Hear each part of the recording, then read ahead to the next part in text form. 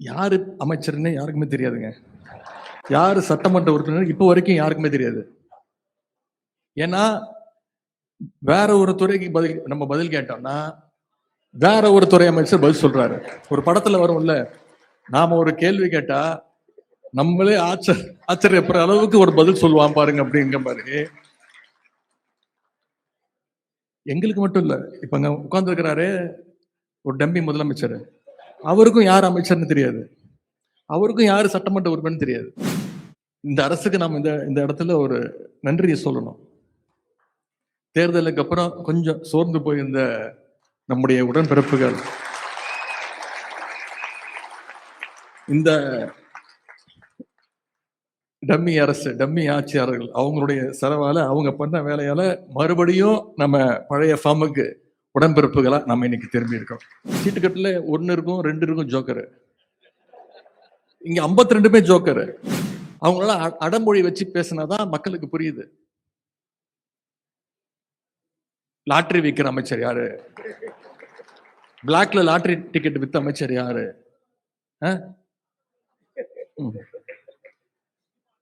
திருட்டு விசிடி வித்த அமைச்சர் யாரு? உருட்டுக்கட்ட அமைச்சர் யாரு?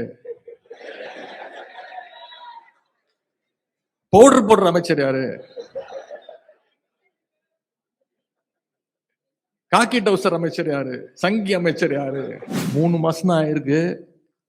இனி போக போக ஒவ்வொரு அமைச்சரும் நிச்சயமா பெருசா மாட்ட போறாங்க. ஆச்சி மசாலா எந்த சமையலும் ருசி தேடும் ரகசியம் 20 ரூபாய். டயா பூஸ்டர் சுகரை கண்ட்ரோல் பண்ணும், உங்க ஆரோக்கியத்தை மீட்டு தரும். சர்க்கரையை கட்டுப்படுத்துறதுக்கான எளிமையான வழிமுறை, இயற்கையான வழிமுறை. அனைத்து மருந்து கடைகளிலும் கிடைக்கும். இன்னைக்கு இந்த சர்க்கஸ் கும்பல் ஆட்சிக்கு வந்த பிறகு மற்ற அணிகளுடைய பணிகளை விட, மற்ற அணிகளுடைய தேவை விட இன்னைக்கு வழக்கறிஞருடைய பணி மிக மிக அவசியமாக, முக்கியமானதாக கருதப்படுகிறது.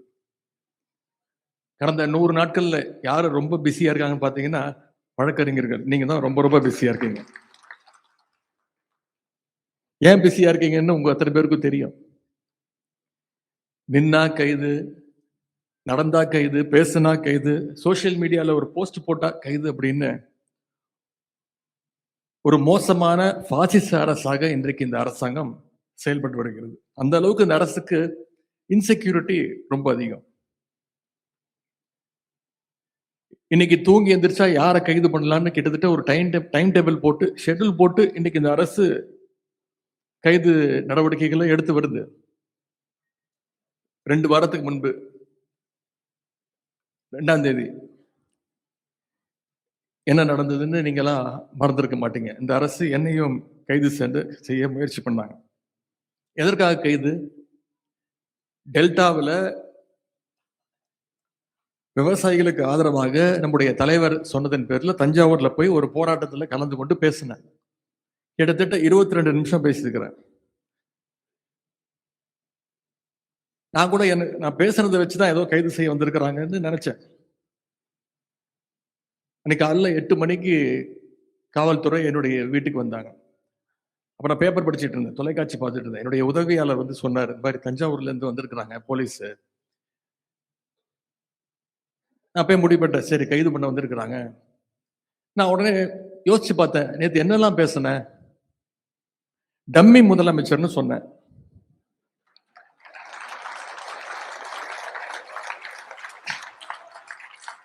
அதை ஒத்துக்கிட்டாங்க. அதுக்கு எந்த ரியாக்ஷனும் இல்லை. கேடு கெட்ட அரசு அமைஞ்சிருக்கு, ஒரு வெக்கங்கெட்ட அரசு அமைஞ்சிருக்கு, இதெல்லாம் சொன்னேன். இதற்கெல்லாம் எந்த ரியாக்ஷனும் இல்லை. இதுக்குதான் கைது பண்ண வந்திருக்காங்கன்னு நான் நினைச்சிட்டு இருக்கேன். என்ன சொன்னேன்? இது என்ன அப்படி பேசிட்டேன்? டம்மி முதலமைச்சர், வெக்கங்கெட்ட அரசு, கேடு கெட்ட அரசு, எதற்கும் துப்பு இல்லை, தைரியம் இல்லை, விவசாயிகளை இப்படி நடு ரோட்ல விட்டுட்டீங்க. வேற எதுவுமே நான் சொல்லல. காவேரியில தண்ணி வரணும்னு சொன்னேன். இது எனக்கு தோணவே இல்லை. நானே வெளியில போய் காவல்துறை அதிகாரி இருந்தாங்க, வீட்டுக்குள்ளேயே வந்துட்டாங்க. எதுக்கு வந்திருக்கீங்கன்னு கேட்டேன்.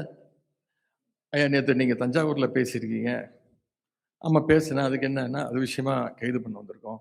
காலைல 8:15 இருக்கும். சொன்னேன் வெயிட் பண்ணுங்க. இப்பதான் எந்திரிச்சிருக்கிறேன். எங்களுடைய வழக்கறிஞர்களுக்கு சொல்லி அனுப்பணும். தலைவர்கிட்ட சொல்லணும். வழக்கறிஞர்கள் வந்தோடனே நான் வந்து உங்களை சந்திக்கிறேன். வெளில வெயிட் பண்ணுங்க அப்படின்னாங்க. ஐயா புரிஞ்சுக்கோங்க, புரிஞ்சுக்கோங்க அப்படின்னாங்க. கொஞ்ச நேரம் வெயிட் பண்ணுங்க அப்படின்னு சொல்லிட்டு நான் உள்ள போயிட்டேன். அதன் பிறகு நான் முதல்ல ஃபோன் பண்ணது நம்முடைய வழக்கறிஞர்கள் அன்னைக்கு தான் ஃபோன் பண்ணேன். வழக்கறிஞர்களுடைய கழக நிர்வாகிகள் வழக்கறிஞர்கள் வந்தாதான் நான் கைதாவேன் அப்படின்னு சொல்லிட்டேன். அதே மாதிரி உடனே நம்முடைய வழக்கறிஞர்கள்லாம் ஒரு 9:30 மணி 9:45 மணிக்கெல்லாம் வந்துட்டாங்க. தலைவர் அவர்கள் எனக்கு ஃபோன் பண்ணி கைதாகாத 10:30 மணி வரைக்கும் வெயிட் பண்ண வை, கொஞ்ச நேரம் அவங்ககிட்ட பேசு, கொஞ்ச நேரம் உட்கார வை அப்படி நான் சொன்னேன். நான் வழக்கறிஞர்லாம் வந்துட்டாங்க, கைது பண்றதுக்கு ஒண்ணுமே கிடையாது, நான் அப்படி ஒன்றும் பேசல, என்ன நடக்குதோ பார்த்துக்கலாம் அப்படின்னு. தலைவர் சொல்லிட்டாங்க, இவர் என்ஆர் இளங்கோவனும் திரு வில்சன் அவர்களும் வருவாங்க, அவங்க கிட்ட பேசிட்டு அதன் பிறகு என்ன முடிவுனாலும் எடுத்துக்கோ அப்படின்னா, நான் இதற்கெல்லாம் பயப்பட போறதில்ல, கைது பண்ணட்டும் அப்படின்னு நான் சொல்லிட்டேன். மின்னல் வேகத்துல சென்னை உயர்நீதிமன்றத்தில் நம்முடைய வழக்கறிஞர்கள் அந்த சட்ட போராட்டத்தை நீங்க உடனடியா ஆரம்பிச்சீங்க. அவங்க கூட கைதாகி வண்டியில் ஏறும்போது பத்திரிகையாளர்லாம் கேட்டாங்க, இந்த கைதை நீங்க எப்படி பாக்குறீங்க? அவங்க நினைச்சுக்கிட்டாங்க இது பழி வாங்கும் போக்கு, நான் சும்மா ஓட மாட்டேன் அப்படி. நான் சொன்னேன், சிரிச்சுக்கிட்டே சொன்னேன், இது மிகப்பெரிய ஒரு காமெடி, மிகப்பெரிய நகைச்சுவையை இந்த அரசு நடத்தியிருக்கு. இல்ல சட்டமன்றம் கூட போகுது, 5ஆம் தேதியிலேருந்து சட்டமன்றம், உங்களை பேசுறதுக்கு நீங்க வர்றதுக்கு தடுக்கிறதுக்கு முயற்சி பண்றாங்களா? நான் சொன்னேன், அந்த அளவுக்கு இவங்களுக்கெல்லாம் மூளை கிடையாது. அப்படியே நாங்க கேள்வி கேட்டாலும் அங்க அப்படியே பதில் சொல்லி கிழிச்சிட்டாங்க.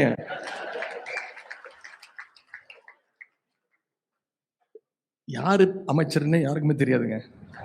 யாரு சட்டமன்ற உறுப்பினர் இப்ப வரைக்கும் யாருக்குமே தெரியாது. ஏன்னா வேற ஒரு துறைக்கு நம்ம பதில் கேட்டோம்னா வேற ஒரு துறை அமைச்சர் பதில் சொல்றாரு. ஒரு படத்துல வரும்ல, நாம ஒரு கேள்வி கேட்டா நம்மளே ஆச்சரியப்படுற அளவுக்கு ஒரு பதில் சொல்லுவான் பாருங்க அப்படிங்கிற மாதிரி. எங்களுக்கு மட்டும் இல்ல, இப்ப அங்க உட்கார்ந்து இருக்கிறாரு ஒரு டம்பி முதலமைச்சர், அவருக்கும் யார் அமைச்சர்னு தெரியாது, அவருக்கும் யாரு சட்டமன்ற உறுப்பினர் தெரியாது. அப்படிதான் இன்னைக்கு அந்த சட்டமன்றம் நடந்துட்டு இருக்கு. இன்னைக்கு தொலைக்காட்சியில நீங்க அத்தனை பேரும் லைவ்ல பார்த்துட்டு இருக்கீங்க. பொதுவா மற்ற இயக்கங்கள்லாம் ஒரு கைது விஷயம்னா ரொம்ப சீரியஸ் ஆயிடுவாங்க. ஆனா மிசா, எமர்ஜென்சி இதையெல்லாம் பார்த்த திராவிட முன்னேற்ற கழகத்துடைய கலைஞருடைய உடன்பிறப்புகள் இதற்கெல்லாம் நம்ம பயப்பட மாட்டோம். இந்த கைதுங்கிறதுலாம் ரொம்ப ஒரு சாதாரண மேட்டரா நம்ம எடுத்துட்டு போயிட்டோம். அதே மாதிரி சொல்லி அடிக்கிற மாதிரி தஞ்சாவூர் போறதுக்குள்ள என்னுடைய கைது நடவடிக்கையை நீதிமன்றம் மூலமாக ரத்து செய்ய வச்சதும் நீங்க தான். ரொம்ப முக்கியமா ஆளுங்கட்சியே போய் கோர்ட்ல போய் சொன்னாங்க, எதிர்கட்சி தலைவரை போய் கைது பண்ற ஐடியாலாம் எங்களுக்கு இல்ல, விசாரிச்சுட்டு விட்டுருவோம். நான் சொன்னேன், ஏங்க நேத்து நைட்டு தான் தஞ்சாவூர்ல இருந்து வந்தேன், சொல்லியிருந்தா நான் அங்கேயே தங்கி இருப்பேன். இப்படி மக்களுடைய வரி பணத்துல எனக்கு 2 மீட்டிங் வேற இருக்கு இன்னைக்கு, அதையும் கெடுத்துட்டீங்க. போகும்போது நானு சேகர் பாபு அவர்கள், திரு சரவணன் ஒரு ஜாலியா ட்ரிப்பு போற மாதிரி தான் போனோம். ஆனா மாசு அவர்கள் கிட்டத்தட்ட 7-8 பேர் ஜாலியா பேசிக்கிட்டு சொன்னேன் உங்ககிட்ட, இந்த மாதிரி ஒரு மக்கள் வரி பணத்துல ஒரு ரோட் ஷோ, அது போற வழியெல்லாம் நம்முடைய உடன்பிறப்புகள் அங்கங்கே என்னுடைய வழியை மறிச்சு கரெக்டா என்ன நான் கொடுக்கணுமோ கொடுத்துட்டு இருந்தேன். காஃபி, டீ, ஜூஸ் எல்லாம் எங்களுக்கும் இல்லை, எங்க காவல்துறை அதிகாரிகளுக்கும் சேர்த்துதான். இப்படி ஒரு ரோட் ஷோ நடத்துறதுக்கு இந்த அரசு நமக்கு எந்த செலவுமே இல்லாம மக்கள் வரி பணத்துல நாம ஒரு ரோட் ஷோ நடத்திருக்கிறோம்.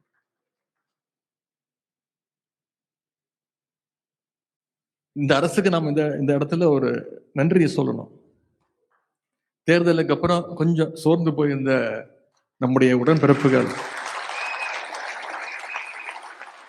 இந்த டம்மி அரசு, டம்மி ஆட்சியாளர்கள் அவங்களுடைய செலவால, அவங்க பண்ண வேலையால மறுபடியும் நம்ம பழைய ஃபார்முக்கு உடன்பிறப்புகளா நம்ம இன்னைக்கு திரும்பி இருக்கோம். இதையெல்லாம் நான் என்னோட பெருமைக்காக சொல்லல, வழக்கறிஞருடைய பெருமையாகத்தான் நான் இது அத்தனையும் இங்கே பதிய வைக்க விரும்புறேன். இந்த 3 மாதங்கள்ல 100 நாட்கள், நாளைக்கு என்னென்ன கூத்தரிக்க போறாங்கன்னு தெரியல சட்டமன்றத்துல. இந்த 100 நாட்கள்ல மட்டும் என்னை மட்டும் கைது செய்யல.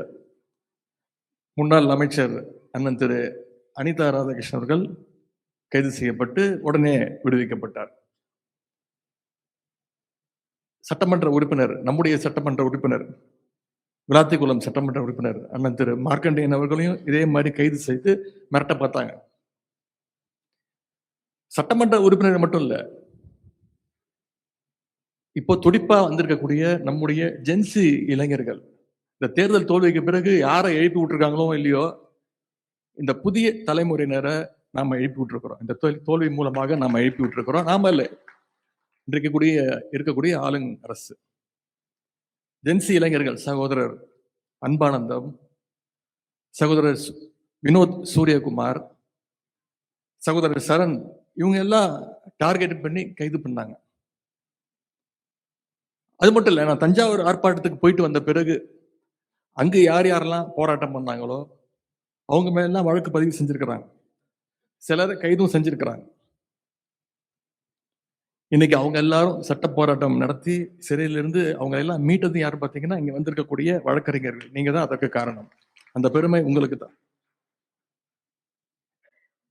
இந்த சோஃபா மாடல் அரசுக்கு நம்முடைய கழகத்தை பத்தியோ, கழகத்துடைய வரலாறு பத்தியோ, இந்த சட்டத்துறையினுடைய வரலாறு பத்தியோ அவங்களுக்கு இன்னும் முழுசா தெரியல. கடந்த காலங்கள்ல முத்தமிழர் கலைஞருடைய கைதாக இருக்கட்டும், நம்முடைய கழக தலைவருடைய கைதாக இருக்கட்டும், இப்படி கழகத்திற்கு எப்பெல்லாம் நெருக்கடி வந்ததோ அப்பெல்லாம் அதை உடைச்சு தவிடுபொடி ஆக்கியது நம்முடைய சட்டத்துறை தான். ஆட்சி அதிகாரத்தில் இருக்கும் போது யார் வேணா யாரைய வேணா கைது பண்ணலாம். ஆனா பவர்ல இல்லாத போது, சொல்ல போனா எதிர்கட்சியா கூட இல்லாத போது, ஆட்சி அதிகாரத்திலேயே இருந்த ஒரு முதலமைச்சரையே ஊழல் வழக்குல சிறைக்கு அனுப்பின துறை நம்முடைய சட்டத்துறை, திமுகவுடைய சட்டத்துறை. இப்படிப்பட்ட பல்வேறு பெருமைகளை கொண்ட உங்களுக்கு இன்னைக்கு வர்ற விஷயங்கள், நீங்க பார்க்கிற நெருக்கடிகள், இதெல்லாம் மிக மிக சாதாரணமாக தான் நீங்க எடுத்துக்கொள்ள வேண்டும்.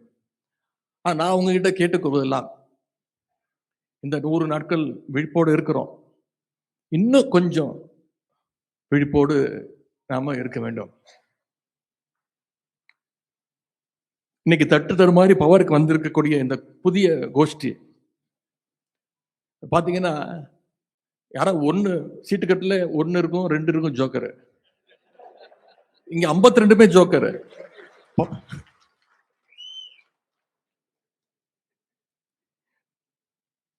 நமக்கு தான் பேர் தெரியல, யார் அமைச்சர், யார் சட்டமன்ற உறுப்பினர். தமிழ்நாட்டு மக்களுக்கு தெரிஞ்சிருக்கா? தெரியல, யாருக்குமே தெரியல. அவங்களால அடமொழி வச்சு பேசினாதான் மக்களுக்கு புரியுது. லாட்டரி விற்கிற அமைச்சர் யாரு? பிளாக்ல லாட்டரி டிக்கெட் வித்த அமைச்சர் யாரு?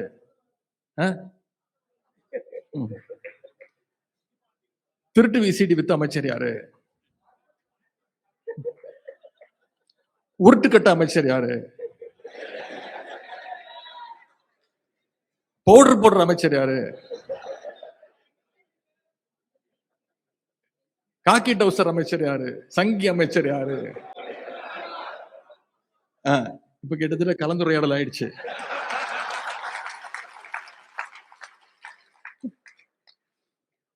இப்படி அவங்க பேர் சொல்லி சொன்னா கூட உங்களுக்கு தான் தெரியாது. அவங்களோட பட்ட பெயர் வச்சு கூப்பிட்டாதான் நமக்கே புரியுது. இதுதான் இன்னைக்கு தமிழ்நாட்டு நிலைமை. நான் நிச்சயம் சொல்றேன், 3 மாசம் தான் ஆயிருக்கு. இனி போக போக ஒவ்வொரு அமைச்சரும் நிச்சயமா பெருசா மாட்ட போறாங்க. அதுக்கு வழக்கறிஞர் நீங்க தயாராக இருக்கணும். இன்னைக்கு நாம தொடர்ந்து பெயில் வாங்கிட்டு இருக்கோம். இன்னைக்கு அந்த கூட்டத்தை, அந்த கும்பலை பெயில் வாங்குற நிலைமைக்கு நாம நம்முடைய பணிகளை அமைச்சு கொள்ள வேண்டும்.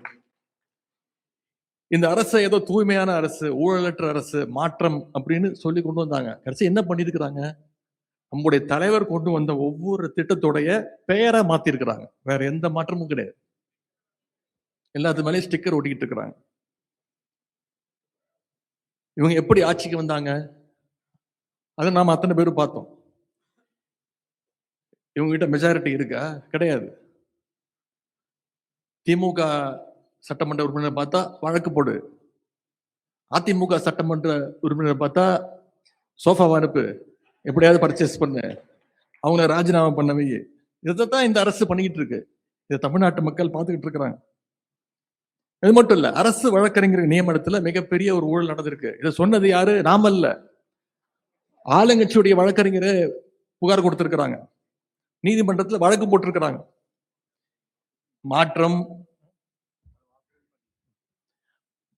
மாற்றம் தூய்மைன்னு இன்னைக்கு இதையே உருட்டிட்டு வந்தாங்க. ஆனா இன்னைக்கு கல்லா கட்ட ஆரம்பிச்சுட்டாங்க. வெகு விரைவில் மாட்ட போறது உறுதி. அதற்கு நீங்க தயாராக இருக்கணும். இதையெல்லாம் ஆதாரத்தோட நாம வெளியில கொண்டு வரணும். இன்னைக்கு பெண்கள், குழந்தைகள் தனியா வெளியே போக முடியாத ஒரு சூழ்நிலை இந்த அரசு உருவாகி இருக்கு. கோவையில இவங்க என்னன்னு சொல்லி ஆட்சிக்கு வந்தாங்க? போதைப் பொருளை ஒழிப்போம்னு சொன்னாங்க. இன்னைக்கு கோவையில போதைப் பொருள் பத்தி தகவல் கொடுத்த கல்லூரி மாணவன், அவர் பேர் அமுதன், அவனை காவல்துறையே காட்டி கொடுத்திருக்கு.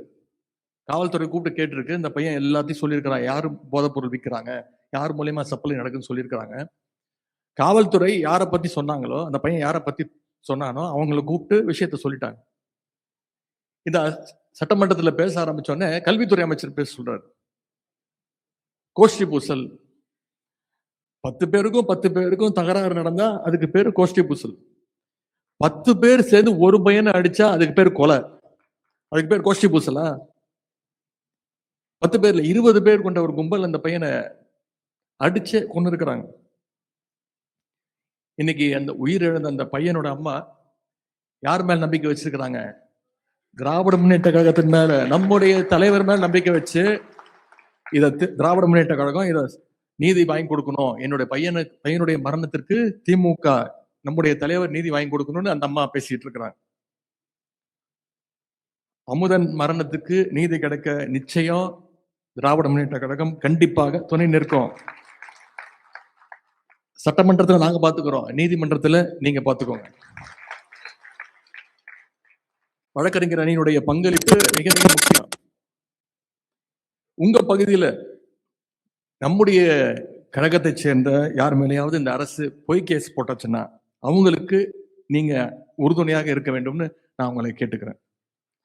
குறிப்பா ஜென்சி இளைஞர்கள், இந்த ஜென்சி இளைஞர்களை பார்த்து இந்த அரசு பயப்படுது. அதனாலதான் அவங்கள குறி வச்சு தூக்குறாங்க. நான் இன்றைக்கு கடந்த 100 நாட்களாகவே பொதுமக்கள், நம்முடைய கழக தோழர்கள், நிர்வாகிகள், ஒவ்வொரு அணியை சேர்ந்தவர்கள் தொடர்ச்சியா ஒவ்வொரு நாளும் குறைந்தது 300 பேர் சந்திக்கிறேன். காலையா இருந்தாலும் சரி, மாலையா இருந்தாலும் சரி.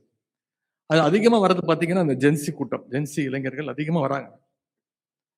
ஜென்சி இளைஞர்கள் எத்தனை பேர் வராங்களோ அதே மாதிரி அடுத்த நாள் ஜென்சி இளைஞர்கள் உள்ள தள்ளிட்டாங்க, பொய் கேஸ் போட்டாங்க, நாங்க தான் அவங்களை காப்பாத்தி கூட்டு வந்திருக்கோம்னு வழக்கறிஞர் அணியும் கூட கூட்டிட்டு வராங்க. பார்க்கும்போது மிக மகிழ்ச்சியாக இருக்கிறது. அவங்களுக்கு நம்ம முழுசா சப்போர்ட் பண்ணணும். ஜென்சி இளைஞர்கள் இன்னைக்கு கொள்கை பேச ஆரம்பிச்சிருக்கிறாங்க. அதுதான் இன்னைக்கு இந்த ஆட்சியாளர்களை பயமுத்திட்டு இருக்கு. இந்த ஜென்சி உடன்பிறப்புகள் வயசுல சின்னவங்க, அவங்களை கைது பண்ணா அவங்களும் அவங்க குடும்பமும் பயந்துருவாங்கன்னு இந்த ஆட்சியாளர்கள் கருதுறாங்க. எனவே அவங்களுக்கு நாம உறுதுணையாக இருக்க வேண்டும். களத்திலையும் சமூக வலைதளத்திலையும் கழகத்திற்கு ஆதரவா பேசுற ஜென்சி இளைஞர்களுக்கான பாதுகாப்பு அரணாக நம்முடைய கழக வழக்கறிஞர் அணி செயல்பட வேண்டும்னு நான் உங்களை எல்லாம் தாழ்மையோடு கேட்டுக்கிறேன். நிறைய இளம் வழக்கறிஞர்கள் என்னை சந்திக்க வராங்க. கழகத்து மேல மிகுந்த ஆர்வத்தோடு வராங்க. கலைஞருடைய சாதனைகள், நம்முடைய தலைவர் செஞ்ச திட்டங்கள்லாம் கேள்விப்பட்டு இப்பதான் வராங்க. அவங்கள எல்லாம் கண்டறிஞ்சு அவங்களுக்கான ஸ்பேஸ் கொடுத்து அவங்கள ஊக்கப்படுத்தி நாம அரவணைச்சு நீங்க எல்லாம் போகணும்னு நான் உங்களை எல்லாம் கேட்டுக்கிறேன். அவங்களை எல்லாம் வழக்கறிஞர் அணியில சேருங்க, கழகத்தில் உறுப்பினராக சேருங்க, பொறுப்பு கொடுங்க, அவங்கள தட்டி வேலை வாங்குங்க, அவங்கள கைட் பண்ணுங்க. அது இன்னைக்கு மட்டும் இல்ல, எதிர்காலத்துக்கும் நம்முடைய கழகத்திற்கும் மிகப்பெரிய ஒரு வலிமையாக நிச்சயம் அது மாறும். இறுதியா ஒரே ஒரு விஷயம், உங்க பகுதியில என்று இருக்கக்கூடிய ஆளுங்கட்சிக்காரங்க குற்ற செயலில் ஈடுபட்டா நீங்க அதை சும்மா விடக்கூடாது. நீதிமன்றம் மூலமா அவங்களுக்கும் தண்டனை வாங்கி தர வரைக்கும் அந்த வழக்கை நீங்க தொடர்ந்து ஃபாலோ செய்ய வேண்டும் நான் கேட்டுக்கொள்கின்றேன். இங்கே அண்ணன் என்ஆர் இளங்கோவன் அவர்கள் உங்களுக்கு கிட்டத்தட்ட ஒரு வகுப்படுத்திருக்கிறார், என்னென்ன செய்யணும், அடுத்த பிளான் ஆஃப் ஆக்ஷன் என்ன அப்படிங்கறது சிறப்பான முறையில் சொல்லியிருக்கிறார். அதை நீங்கள் ஃபாலோ செய்ய வேண்டும். அதிகாரம் இருக்கின்ற திமிரில் ஆளுங்கட்சிக்காரங்க மக்களுக்கு இன்னைக்கு மிகப்பெரிய ஒரு அச்சுறுத்தலா மாறி இருக்கிறாங்க. மக்களுக்கு ஒரு பாதுகாப்பு அரணாக நம்முடைய திமுக வழக்கறிஞர் சட்டத்துறை நிச்சயமாக செயல்பட வேண்டும். அதை வந்திருக்கக்கூடிய நீங்கள் உறுதி செய்ய வேண்டும் என்று நான் மீண்டும் கேட்டுக்கொள்கின்றேன். அதே மாதிரி வழக்கறிஞர் திரு என்ஆர் இளங்கோவன் அவர்கள் பேசும்போது சொன்னார், வழக்கறிஞர் அணியில ஒற்றுமை இல்லை அப்படின்னு இளைஞரணி செயலாளர் நினைக்கிறாரு அப்படின்னு பழைய தூக்கி என் மேல போட்டாரு. அது என்னுடைய எண்ணம் மட்டும் கிடையாது, இந்த அரங்கத்தில் இருக்கக்கூடிய அத்தனை பேருடைய எண்ணமும் நிச்சயம் அது இருக்கு. எனவே அதை நிச்சயமாக சரி செய்து ஒற்றுமையோடு நாம் அத்தனை பேரும் செயல்பட வேண்டும் என்று கேட்டுக்கொண்டு, இந்த அரசு மக்கள் விரோத அரசு வீட்டுக்கு அனுப்பும் வரை, மீண்டும் நம்முடைய தலைவர் முதலமைச்சராக அந்த நாற்காலியில் உட்காரும் வரை அத்தனை அணிகளும் களத்தில் இறங்கி செயல்பட வேண்டும். அதுல முதன்மையான அணியாக சட்டத்துறை சிறப்பாக செயல்பட வேண்டும் என்று நான் கேட்டுக்கொள்கின்றேன். உங்களுக்காக திராவிட முன்னேற்ற கழகம் நம்முடைய தலைவர் அவர்களும் நிச்சயம் உங்களுக்கு பக்கபலமாக இருப்பாங்க. நான் என்றைக்குமே உங்களோடு தோளோடு தோளாக உறுதுணையாக நிற்பேன்.